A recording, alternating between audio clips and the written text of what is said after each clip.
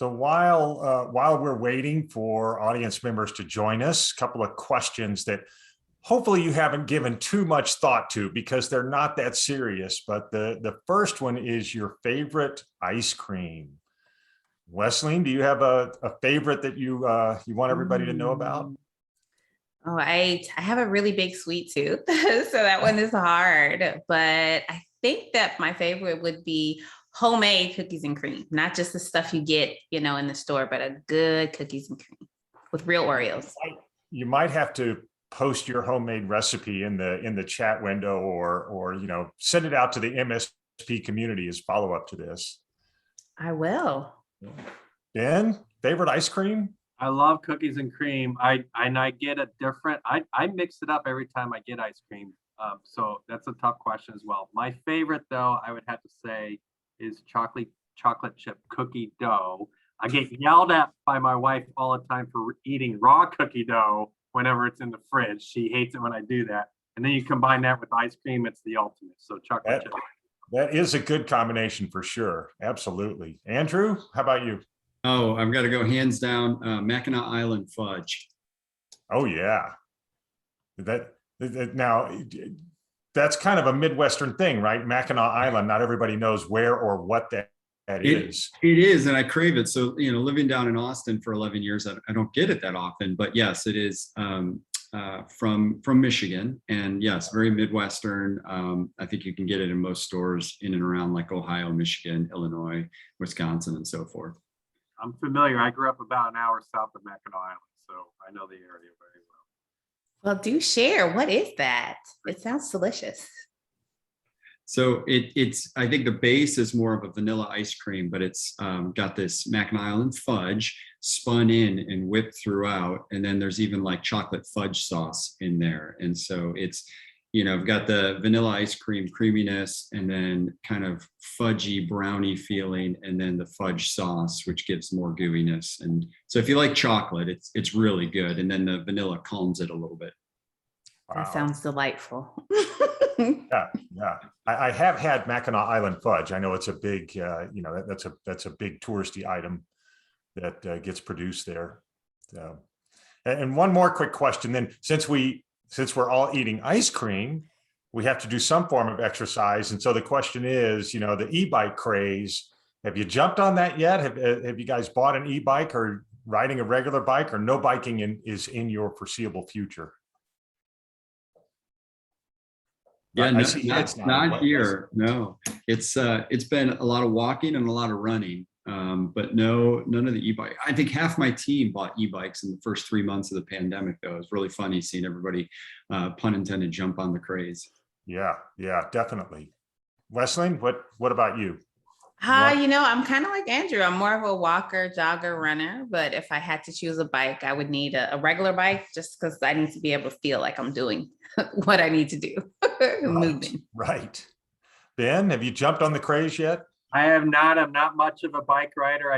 I'll ride a bike to go to dinner or have a drink occasionally if it's within a mile or two. But I'm a runner. In fact, I ran on the Hudson. I'm here in New York. You can tell I'm in a hotel room, so I ran along the Hudson River today. I prefer running still.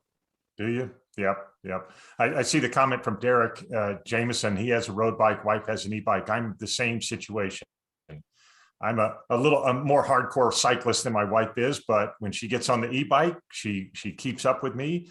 And for those of you who are listening who ride with a partner like that, not to promote a product on here, but their Sena, S-E-N-A, makes a helmet that has a two-way radio built in, and it's fantastic. You can talk back and forth as you're riding along, even if you're a couple hundred yards apart. So as my wife says, this counts as quality time.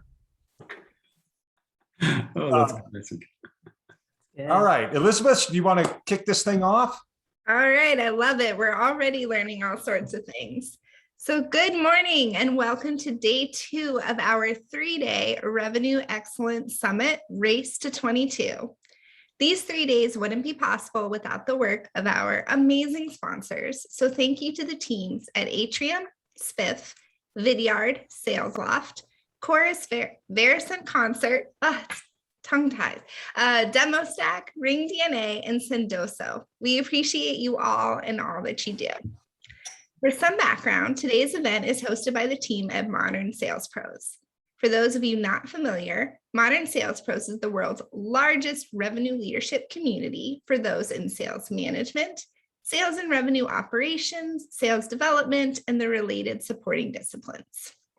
Our mission here at MSP is to create an environment for our 20K and growing members to answer questions they'd struggle to solve on their own and to help them see around corners. We do that through great live sessions, like what you've been experiencing this week at our summit, through our robust online forum, and in the near future, in-person events. Those of you who weren't previously admitted, you should now have access to the community. If you don't, please don't hesitate to drop us a note at modernsaleshq.com and we'll be happy to help. We have another full day ahead of us. We're starting off with this great panel, Eat or Be Eaten. Your reps want bigger plates and better territory design. Then at 11 a.m., we'll have our keynote with Michelle Vazana on building an agile sales force. We'll finish the day at 1 p.m. with Tanner Lacey at Spiff with why your commission structure is costing you revenue and how to fix it for 2022. It should be a great day. For this morning's panel, we'll be going over some housekeeping notes, some speaker introductions, and then we'll dive into these great discussion prompts: territory planning and account assignment, best practices for lead management, and tactics for tackling comp design. We'll follow it up with a live Q&A, and then we'll share key takeaways from our panelists and moderator.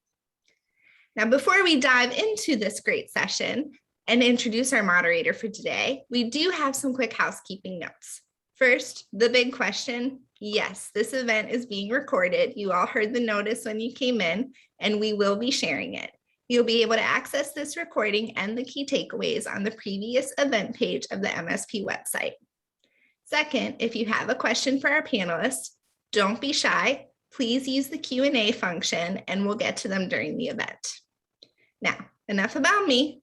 I am beyond thrilled to introduce VP Research Director from Forrester and MVP Moderator Extraordinaire, the fabulous Steve Silver, who will be our moderator for today's event. Take it away, Steve. Thanks, Elizabeth, and I appreciate the fabulous introduction. I'll try to live up to that. So very quickly, I do run the sales operations practice at Forrester, and what that means is that we spend our days conducting primary research and into best practices for sales operations, whether it's processes, technology, compensation design, anything associated with fielding, managing, and measuring the modern sales organization. And then we help our clients apply that to their business. And I'm really thrilled today to be joined by this team of all-stars, and I'm going to go through from left to right, as you see on your screen, and ask each of you to do a very quick introduction as well. So Andrew, if I could start with you. Thanks, Steve. Hi, everyone. So Andrew Lamb, Vice President, Head of Sales at TrustRadius. I've been here 3.5 years. TrustRadius, it's the #1 review site for enterprise buyers. So imagine on a monthly basis, annual basis, we're helping millions of B2B buyers make better decisions and hopefully save their companies some headaches and some money. Terrific. Thanks, Andrew, and thanks for being here today. Wesleyne? So I always like to start with, I'm a recovering chemist that transitioned into sales leadership, and I currently own Transform Sales. We are a sales consulting firm, and we focus primarily on STEM industry, so science, technology, engineering, and manufacturing. And we help with everything from hiring, process design, and really helping build strong sales leaders. That's going to be an interesting background. We may have to explore how you've taken the constructs and the discipline of chemistry and applied that to sales. and certainly, last but not least, Ben. Thanks, Steve. Good to be with you on a panel again also, and everybody else. This is a great panel. I'm on.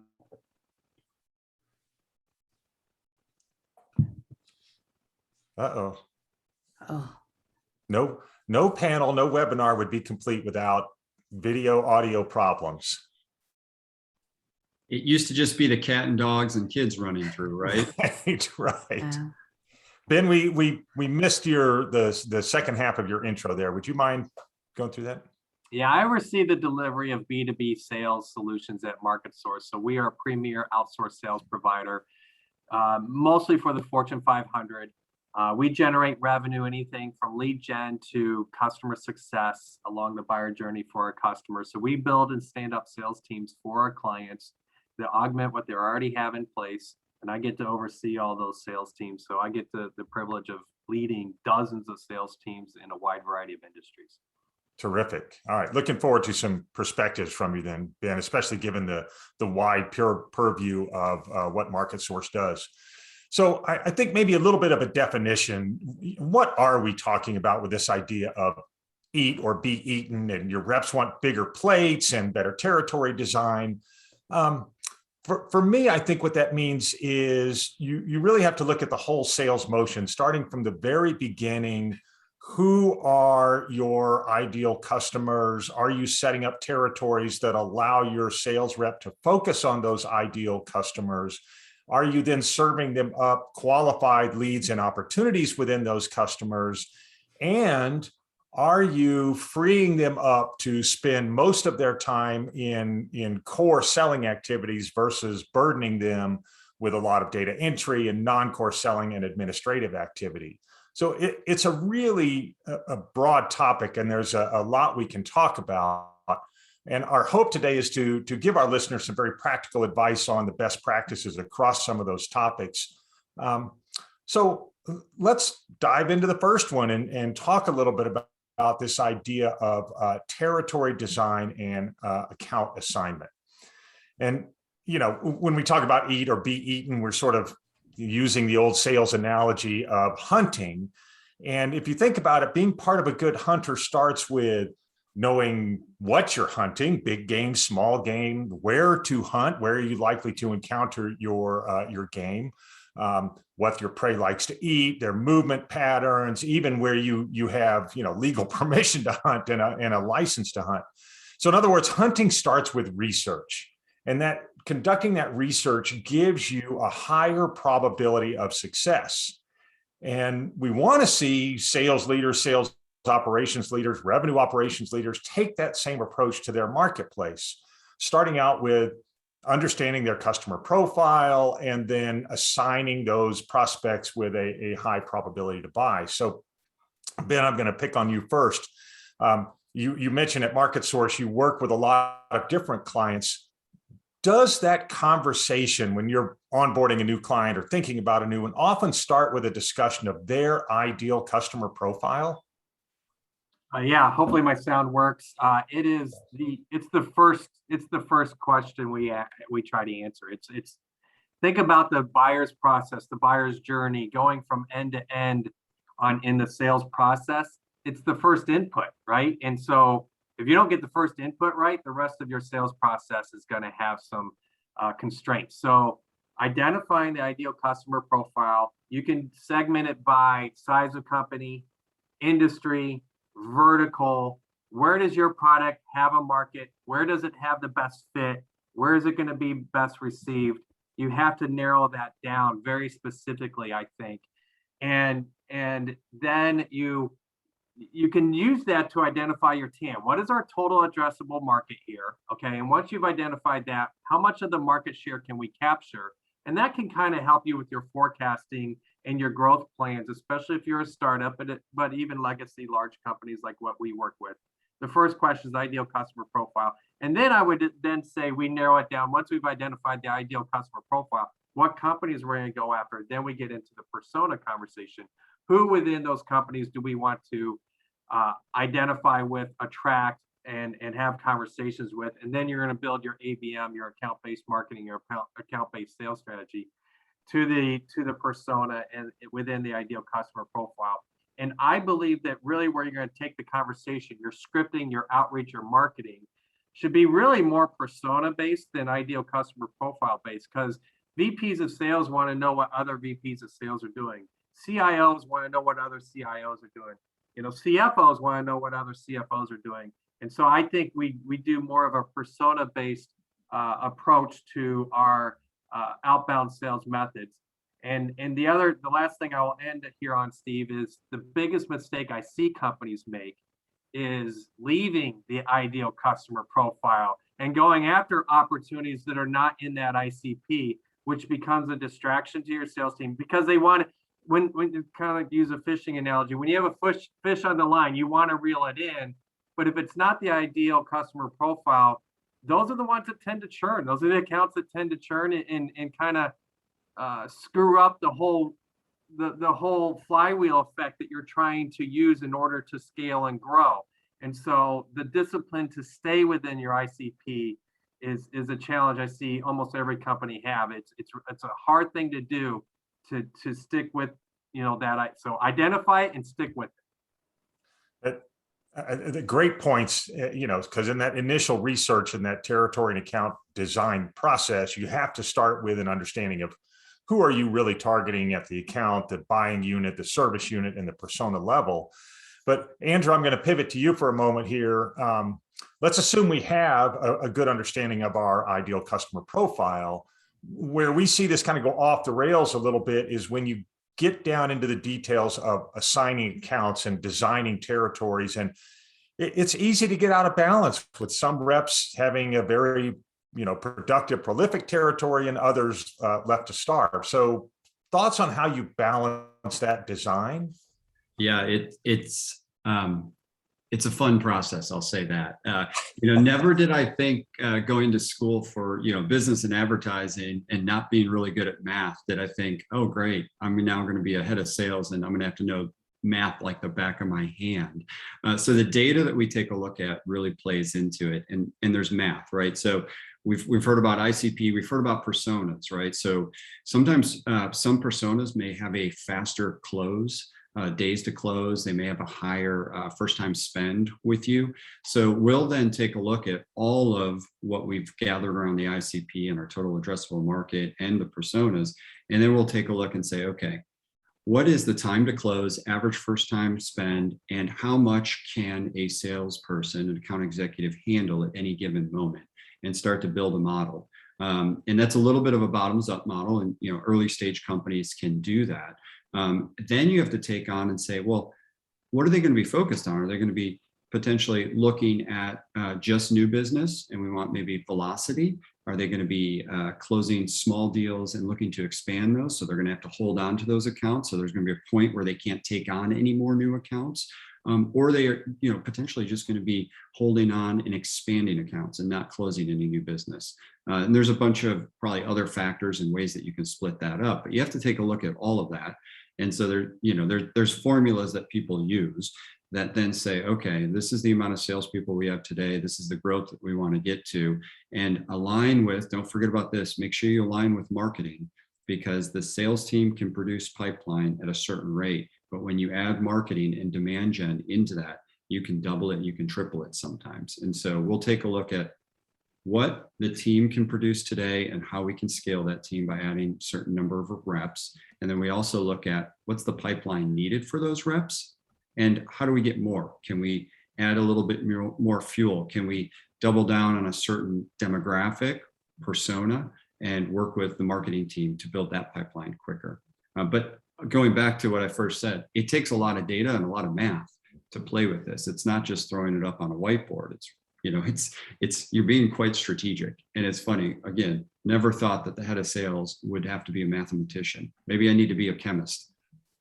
Well, I like what you said about you really have to think about more than just where do the customers live, so to speak. You've got to think about what work are you asking your sales reps to do, and how much capacity does that leave them for to focus on the acquisition motion versus retention, renewal, cross-sell, upsell, et cetera.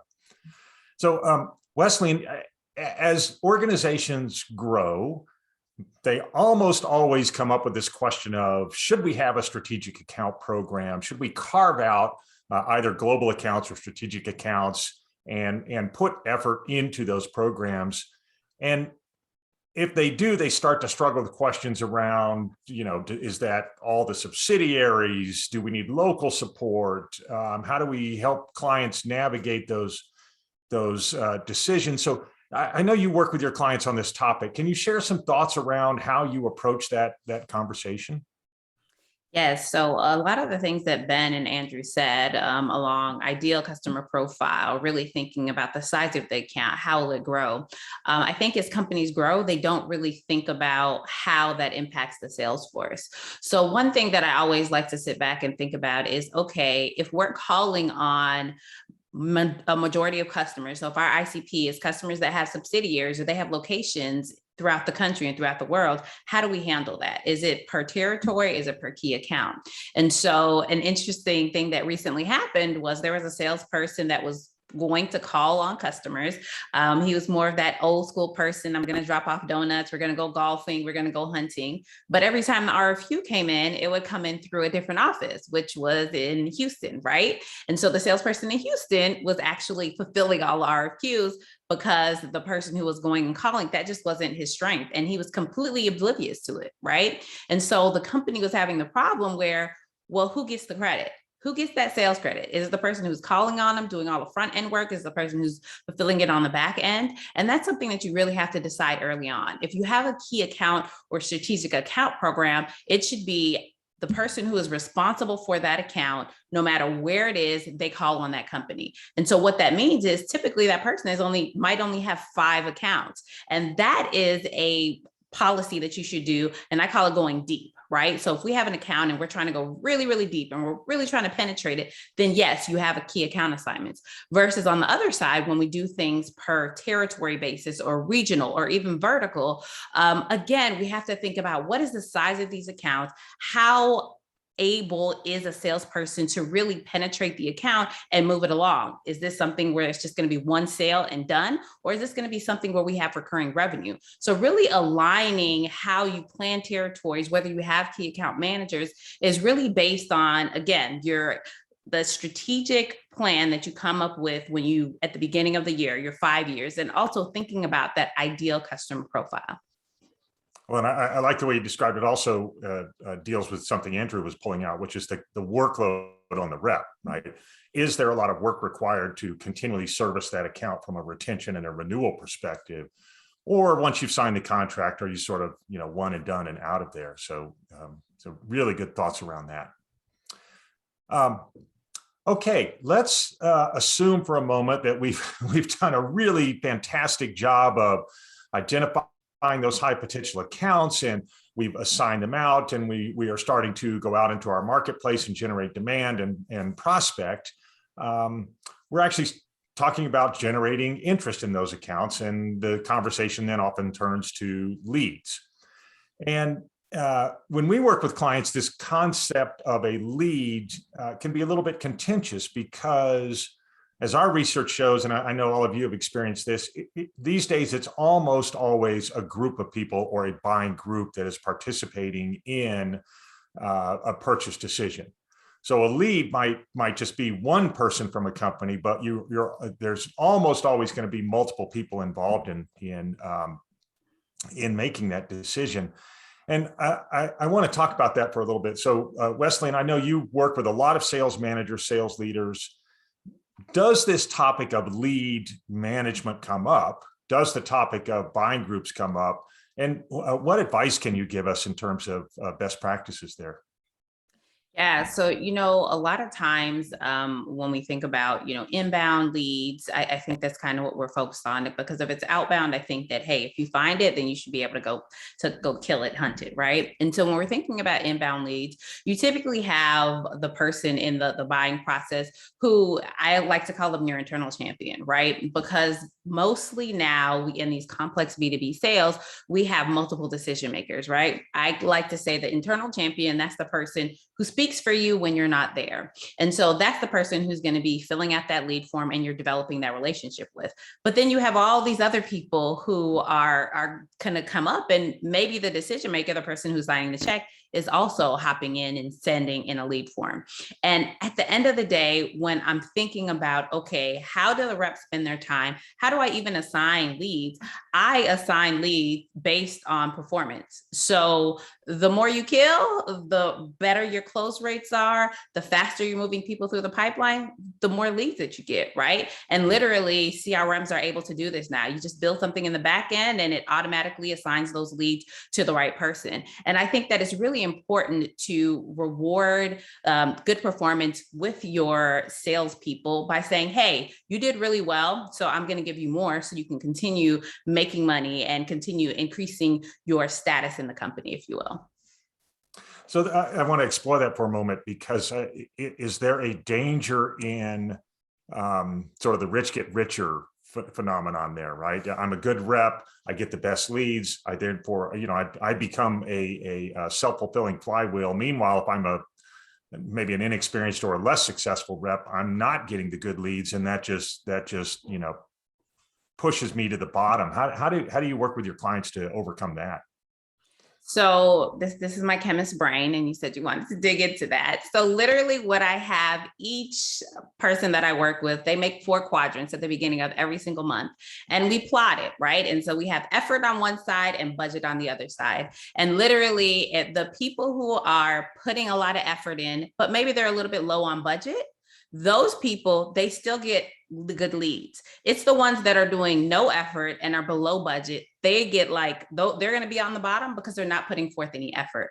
But really, I'm not only looking at the people who are closing, I'm looking at conversions, right? So who's converting from the incoming lead to getting that discovery meeting, and the discovery meeting to the proposal, right? And sometimes maybe they're getting stuck at that proposal state. So me as a sales manager, I need to coach that person along. I need to say, so you're getting a lot of good discovery meetings, but once you present the proposal, it's not closing. Let me help you. So it's not just a single dimensional thing. We really have to look at what is the effort that they're putting in, and we think about their effort, and then we think about the budget. So the person that's in the top right quadrant, which is high budget, high effort, yeah, they're going to get some good leads. They're going to keep moving them through the process. But my focus is those people who are putting the effort in and they're not good on their budget, or the ones who are hitting budget, but they're just like, oh, all I have to do is make a phone call and I'm done, right? So they're barely scraping by. So I think it's really about looking at the multifaceted nature of your team. Okay. And we had a question from the listeners. Can you explain again what you mean by the term budget? Is that their quota targeting? I'm sorry, in different industries, we call it different things. So budget is quota, right? So their quota attainment. Yep. Sorry. Okay, perfect. Thank you. Ben, I know, MarketSource works with a lot of different clients in different industries. Lead management, lead, scoring approach. How do you guys, what are some best practices there? Can you describe them for us? Yeah, so the thought there is that not all leads are created equal. And a lot of times if you do create them equal, you're going to have frustrated account executives who are getting leads that they're consider low quality. Hey, the SDRs gave me some bad leads, marketing gave me bad leads, and therefore they're going to kind of peanut butter spread that they're all going to be bad, and that's just not true. So we do create a scoring method when we have a lead generation or SDR type campaign or program where we are going to score the lead so that an AE can say, hey, wow, this is a hot lead. In other words, did we identify a champion? Did we identify buying committee or decision maker? Did we identify that there's budget? And are they likely to need this product and need it soon? Let's say all of that came together. That would be a high scoring lead. So if we score lead 0 to 100, that could be a 90. Then I'm handing that off to an account executive and saying, you need, which when they get it in their CRM and that lead is scored, they know I need to act on this pretty quickly, like now. Versus, let's say I identified another lead, another opportunity, and I did get with a champion, may not be the decision maker. They may have a need, but let's say it's a software for an inside sales team, but they haven't built their inside sales team. They're just doing all the research right now. Inside sales team is going to be built in Q2, right? And hired in Q2. Well, I don't need the product right away. So therefore urgency has a lower score. Well, that is still a good lead to start building a relationship with, but it's not going to close in Q4 that we're in right now. Okay, that's going to have a lower scored lead. So therefore, I do think scoring leads and then tiering leads, then let your account executives know, hey, I'm giving you a lead, but this is a hot lead, or hey, I'm giving you a lead right now. It meets the criteria of a lead that you should follow up, but recognize what it is for what it is. So we do believe in lead scoring, and then we're able to map out the process, the opportunities and the data points. Hey, when we scored 75 to 100, what was our close rate? What was the sales cycle? When we scored 50 to 75, what was the close rate? What was the sales cycle? And then we can make adjustments accordingly with our lead scoring. So putting science, putting math behind all of this, like Andrew said, I think it is valuable in lead scoring. Well, you mentioned something really interesting about the follow-up and the cadence and the rhythm. And, there's lots of data out there that shows the longer we wait to follow up, the less likelihood we have of even reaching that contact, let alone closing a deal. So, Andrew, I want to ask how you guys work with that issue at TrustRadius. Do you have a service level agreement when a rep gets a lead, how quickly they have to follow up? And then the follow-up to that question is, do you have cadences and playbooks that you prescribe for your reps? Well, the answer is yes. I'm also really lucky, and raise your hand or shout, who else is really lucky to have an amazing SDR leader that is your partner, your right hand for doing this. So Annie Ortiz, if you're out there, she is amazing. Please don't go and recruit her now. I forget this is the great migration going on in the world. Right. Yeah. So yeah, we have potential leads coming to us in a bunch of different areas. You have the hots, the warms, and the lukewarms, right?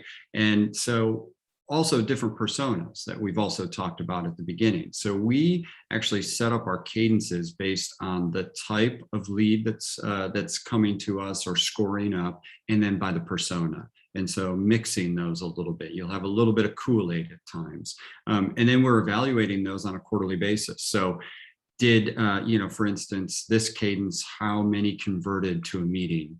And then how many from a meeting converted to an SQL, to an opportunity? And say, do we have to change up the cadence? Do we have to change up the timing? Annie and I are constantly kind of playing and tweaking with that. And it's never perfect, because now we're living in this world that changes every quarter, if you will. What we did a year ago is completely different than what we did 2 years ago. And so that's why we're looking at it quarterly, thinking every quarter could be a new year for us right now, based on the pandemic world we live in. So Wesley, I want to kind of get your reaction to that. You mentioned quarterly reviews as well.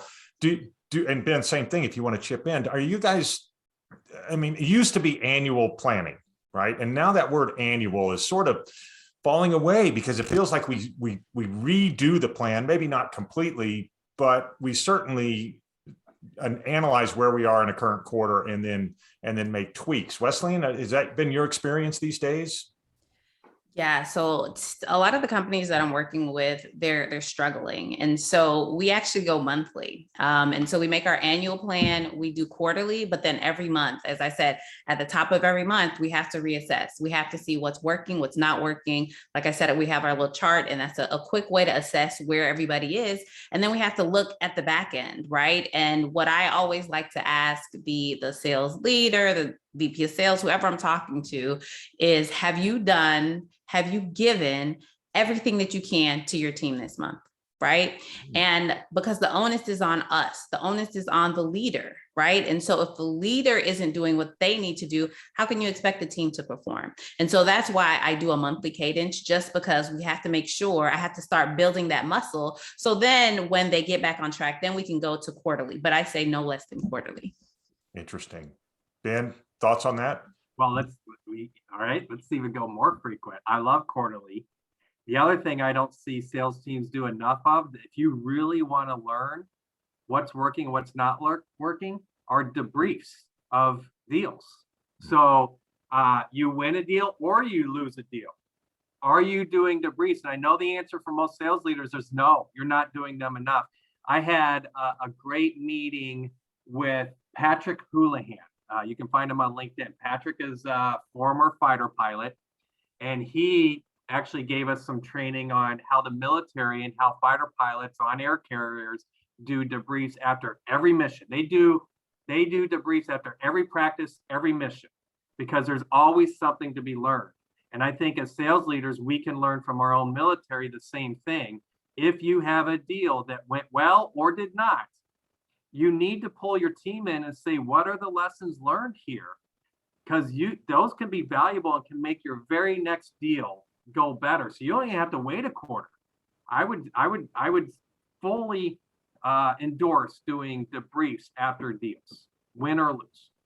Ben, you bring that up, and I think in the world of, I mean, we're being recorded right now. You know, we use call recording software, and we are constantly reviewing each other's calls. And so AEs review each other's calls, the leaders review AEs calls. We pass those around to the marketing team for different messaging, the product marketing team, the engineering team, the product team, the executive team. And so it's actually, I didn't think about we do it on a deal by deal basis because we just review so many calls and we're constantly looking at calls. But I think there's probably more teams out there that are doing those debriefings than we even think about. That's a great way of bringing that up, Ben. Mhm. And Steve, can I just want to kind of Please. pop in there. I have Yeah. a lot of these, I call them Wesleyanisms. And so another one of those is it's okay to lose, but it's not okay to lose the same way twice. And so kind of like Ben and Andrew said, having that cross functionality or one AE listening to another one to see what they did wrong and really processing that in their brain, that helps strengthen the team as a whole. I love that, by the way. So we're going to have to that'll be a tweetable moment from this. It's okay to lose, but it's not okay to lose the same way twice. And I think you're right. The tendency is to do deal reviews on the ones we win, because we love to talk about those, right? We're less comfortable talking about the ones we've lost, but I think those are the ones we actually learn more from, the deals that we lost.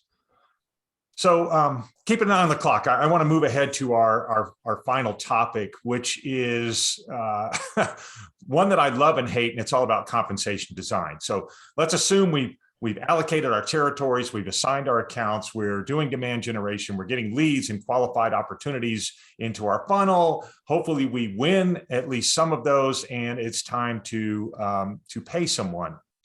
Now, I will say that I do believe sales organizations that compensation drives behavior. And I don't think that's a bad thing. The compensation plan, if it's done right, should be a reflection of corporate priorities.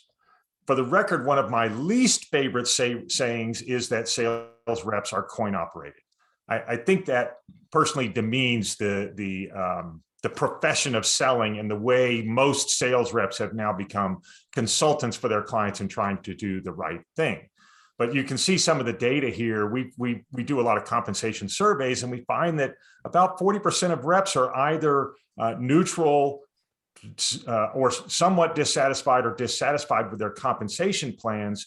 And interestingly enough, top performers are often the most dissatisfied, which was a little bit surprising to me. So Andrew, I want to start with you. How do you begin the compensation design process? What are the inputs, and how do you guys then go about the actual process of building or designing the plans? Yeah, so strong alignment with finance, as a partner here, and then take a look at really what's important for the business in the next year, in the next couple of years. Because what you don't want to do is you don't want to create a comp plan for the next year that then you have to completely change and completely adjust after you've just scaled up and salespeople are happy, and then we've got to pull the carpet out from underneath them. So what's important to the business, you talked about, thinking about earlier, we thought about, is it new logo velocity? Is it expansion? Is it retention? What is that salesperson tagged with and supposed to be working on? So aligning the comp with that and what's important to the business. I think another thing too is thinking about short-term gains and long-term gains.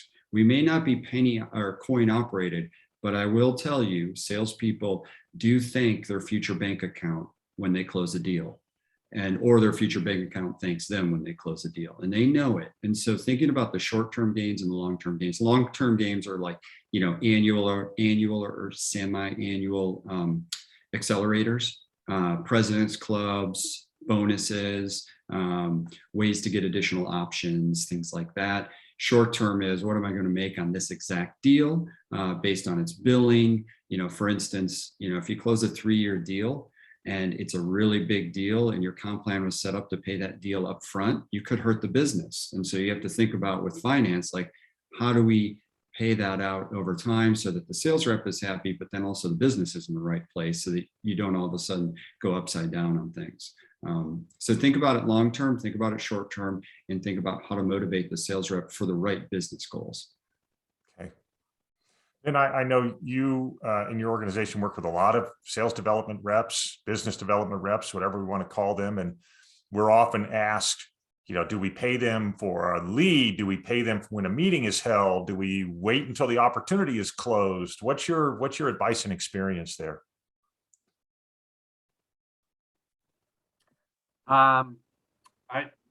I think the biggest mistake that CEOs make and CFOs is they want to tie everything to revenue for the entire sales motion. And so therefore they'll make an SDR wait till a deal's closed or wait until it's into an opportunity pipeline or at a certain stage. I think you pay all revenue generating people, you should pay them and incent them on the objective of their role.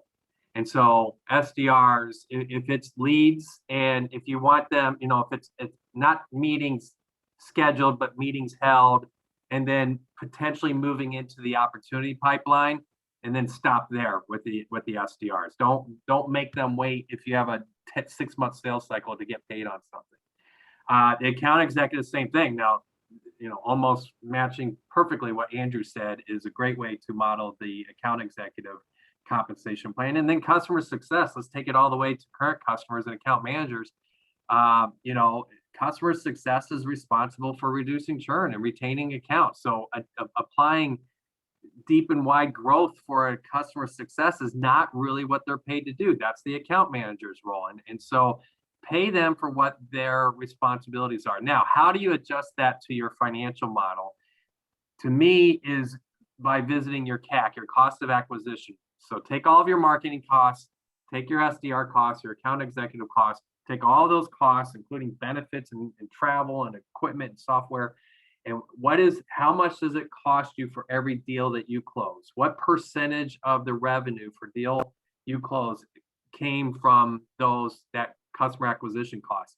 And that's the model that you can tweak. Like if you're at, I'm just going to throw a number out. If you're at 30% CAC and you want to work on efficiencies, how can you get it down to 27% CAC or 25% CAC?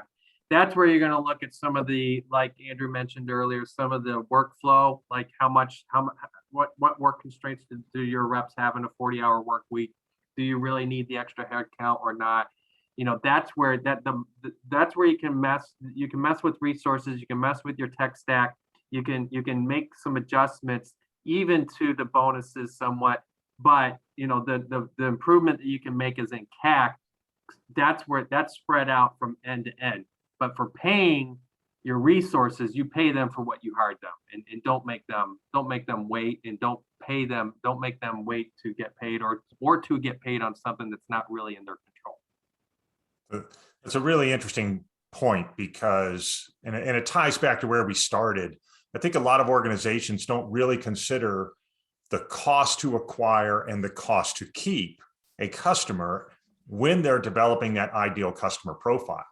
And I think that has to be part of it, right? Just because they're a big global company and they look like somebody you should be hunting, there may be a lot of cost involved in acquiring, keeping, customization, extra customer service, delivery cost, what have you, if you actually land that big fish.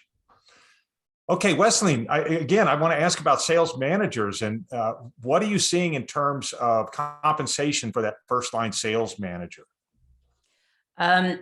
So one thing that I'll say is recently I was working with this company, and of course they're struggling because, again, typically that's when people bring me in, struggle or growth. And they were paying the sales manager just a flat salary of $200,000. Like, I was like, where's the bonus? Where's the commission? Like, what's happening here? They're like, no, that's it.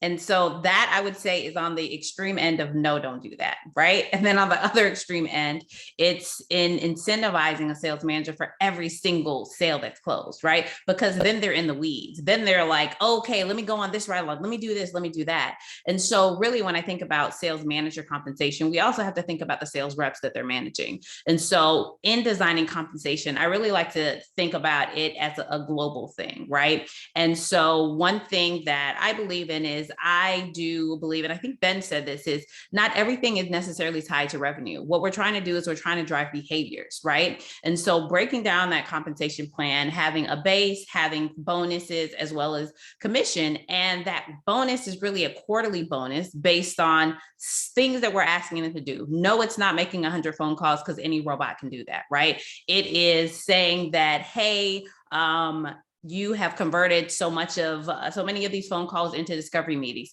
It's, hey, sales manager, you have hit all of these core competencies in coaching your team. You've done this, right? And so we're incentivizing them for the behaviors that are leading to the goals. And so that's what I believe that quarterly bonus structure should look like. And then again, thinking about that sales manager, right? So they're managing millions and millions of dollars. We don't want them in the weeds. We want them thinking globally. We want them thinking strategically. So if you have a key account program, what do they need to accomplish in that key account program in order for them to be successful, for the business to be successful, for that territory to be successful? If you're selling services or products, is there a new product that you've launched and you want to say, hey, we want to make sure that we get this off the ground, but we don't want to only focus on the new product. We also need to balance that with the existing product. So really thinking globally about what that sales manager needs to accomplish and what the team needs to accomplish in order for the company to be successful. So you're really touching on something that I think is one of the things that makes that first line sales manager job probably one of the most challenging jobs in the organization, because yes, they have to think globally. They have to think about the success of their team. But I think they also know that, hey, if I don't make my number this quarter, I'm out. And the way I'm going to make that number is by helping this rep close that deal. And so they've got this tug of war going on between, I want everybody to be successful, but I've also got to make my number. Thoughts on that, on how you help them balance that, those competing pressures? Yeah, here's another Wesleyanism. There are, I say, initiatives go to die in middle management, right? And the reason that happens is because as companies, as VP of sales, as CSOs, we don't give that sales manager the support that they need, right? We tell them, hit your number, make all of these 5 or 10 people as excellent as you were. We want you to do this without giving them the structure, right? And so as a sales leader of that direct line sales manager, you have to give them the support. You have to give them something to gnaw their teeth into. And so they're thinking like, I got to hit my number. I know this is my top salesperson. I'm going to focus on them for the last 2 weeks of the quarter, but they're actually hurting the team. I call that being a player coach. They can't be in the game and looking over it. And so again, at the beginning of the quarter, they need to map that out. What does my pipeline look like? Are we forecasting accurately? Do we have things that have been sitting in this stage for too long? Okay, let me focus on these things with this salesperson so I can understand what's happening with their inaccurate forecasting. And really that's the way that they start developing that strategic thought. Yeah, the player coach idea is an extremely challenging model to implement. It sounds good in theory, but I'm going to show my age here. If even Michael Jordan couldn't do it, I'm not sure the rest of us are going to be capable of it. We did get a question in chat, and I want to throw that out for the team. And it's about when you bring a new rep on board, and what are some tactics that you guys are seeing in terms of, are you paying an onboarding bonus? Do you give them ramp time? When do they begin earning commissions? From a compensation perspective, how is that working? And I'll throw it in, if I know you guys hire a lot of reps. Yeah, we do this all the time. So when we stand up a program or bring in reps, and we are constantly hiring, we do have a ramp compensation model. So it's to your point, Steve, compensation drives behavior. Well, what behaviors do you want them to have during the ramp? And that's what you're going to compensate them on and encourage them. So it could be a combination. First of all, you want to keep compensation plans as simple as possible. Keep it simple. So 2 or 3 objectives max. And you want to identify how long does it take for you to get your roles to steady state. SDRs you hear commonly is 90 days, maybe 120 max if it's enterprise SDRs. But what behaviors you want them to have. So, and I love that Wesleyne said, let's remove dials. That's 2008 metric. It's about conversations. And so do you have some training requirements for them to complete? And that can be one, right? And then you can have different training requirements during the ramp. So almost like a certification approach. Like once you've completed this, then you get certified for completing it. And you know what? I might even give you some bonus or even add to your base pay for completing it. So there's different certifications during the ramp period that they need to meet in order to meet the training requirements, so that they know that the CRM requirements, and they know, they've gone through some role plays, they've gone through different training of the personas, things like that. Then as they move into the ramp period, into conversations, are they having conversations? Are they starting to feed their funnel? And so we actually do 3, they get paid on a bonus structure monthly during the ramp period, and then the metrics ramp up during each month. So the second month obviously is higher than the first month. And then by the 3rd or 4th month, they should be getting close to a steady state where they are now. They have some funnel, they have some deals going, and hopefully have some commission going in. So yes, we do have a ramp model for our new hires. Now that's going to vary by industry. It's going to vary by a deal size. That is totally going to be different by company. But yes, we do have a ramp compensation model compared to a steady state model. Yeah, Ben, I really like how you're doing it based on it sounds like if you're not able to close deals, if those reps aren't able to close deals in those first 1 or 2 months, I think that works really well in how you're aligning the comp structure. For us, people can close deals early on. And so what I do is I have an AE scorecard basically, and I look at 3 things. Do they have good command of the message? I think that was what you were talking about, Ben. Are they learning, and are they able to handle our messaging, and they get tested on it and graded? The next piece is, are they building their pipeline? So I'm a big proponent on even that we have a great SDR team, AEs have to build a percentage of their own pipeline. And they do that literally by the end of week 1, they're already sending cadences out to start building and generating pipe.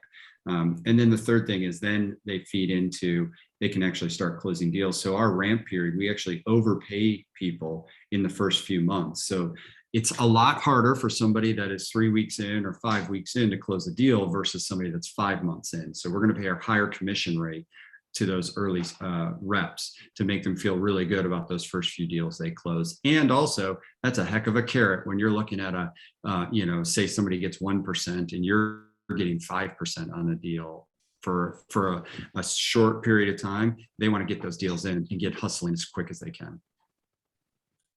Interesting. Yeah, good thoughts. Wesleyne, anything you want to add to that conversation? Yeah, I just want to say that, have realistic expectations because sometimes you hire people and you're like, oh, okay, they should be producing. And the formula that I use is whatever your sales cycle is plus 30 days. That's about how long it's going to take somebody to really get to that point where they're starting to produce. And so when you're thinking about using some of what Ben said and Andrew said, that you need to think about the time you need. Like Ben mentioned 90 days. Andrew said a couple weeks. So sales cycle plus 30 days. And that kind of gets you to that period of what you need to pay them in their training phase before they start ramping. I like that model. Yeah, I think regardless of the formula, I do think it has to be conscious decision of, well, how long should they be on a ramp, and what are the expectations for their behaviors and accomplishments during that ramp period? And coming back to, I think something all 3 of you have said earlier, it's not just revenue generation. It's taking the steps that lead to revenue generation, right? Okay, we have time for a lightning round and key takeaways. So the lightning round question is very quick. What's the best or the worst example of a compensation plan or a metric that you guys have seen? and don't all jump in at once. I I'll- like, oh, go ahead, Wesleyne. So the worst example was a salesperson had to hit, I think, 85% of their quota before they started making any commission, bonuses, or anything, and the salary wasn't that great. The best examples are reps that can make commission on the first dollar that they sell, like incentivize them for selling as soon as possible. So I think that's both extremes. It is, yeah. Andrew. Well, I was going to say, I don't like annual accelerators. I like shorter. So break it up, give them opportunities to make accelerators, maybe quarterly or maybe semi-annual. You can take the same amount from your annual, just break it up, and it feeds reps and makes them feel better. Think about it. If you're above 100% in a quarter or in the first 6 months, second 6 months, and you're in accelerators, you are so much more delighted. You're in a good mood. That's retention right there. Yeah. Yeah. Ben, an example. Anything with caps, I've rarely seen a good reason or argument for capping, which is probably why Forrester's research says top performing reps don't like their comp plan. I think you reward people for over delivering. So Andrew mentioned accelerators. So to me, the worst scenario is capping people's potential for a bonus or a commission. Let them, if they find a big whale, pay them for finding that big whale. And then also paying SDRs for deals closed or revenue closed. I think that's just highly demotivating to SDRs. Yeah, well, as you know, I completely agree with the no caps on compensation plan. I think that's a reflection of the organization's inability to accurately plan for their success or lack thereof. Okay, let's do some tweetable moments. Wesleyne, I'm gonna give you a chance to think about it, because I'm really expecting something spectacular in terms of a Wesleyism. But mine is really that insights are driving the modern sales engine, right? Insights into who are our customers, what do they want to buy from us, what do they want to hear from us, why do they buy from us, insights into the selling motion itself, insights into what is productivity, what isn't, insights into what drives the compensation plan. So if I had one key takeaway for sales leaders and sales operations leaders, it's think about what insights you need, how you get those, and how you deliver them to the person who needs them in real time. Wesleyne? So I think that my thing is underperforming sales teams are due to underperforming sales leaders. So if your team is not doing what you need them to do, before you go and start messing with comp plans or territories, you need to look intrinsically, internally in yourself to see if you are showing up as the best leader for your team, if you're doing everything that they need in order to succeed. Terrific. Ben? Well, I would piggyback on that. I would also pay attention to your VPs of sales, because the average tenure is 18 months, as we know, and that's way too low. I think companies are giving up on VPs of sales way too early. So I would also apply that same method to the top end, especially within startups. However, my big takeaway today, and I'm going to give Wesleyne some credit on this because I want to research and put some data behind it, is the whole ramp time is a sales cycle plus 1 month. I'm fortunate to have dozens of instances of Salesforce, so I can pull this data, and I really want to research that because you got my wheels spinning on that, Wesleyne. Nice job. And Andrew.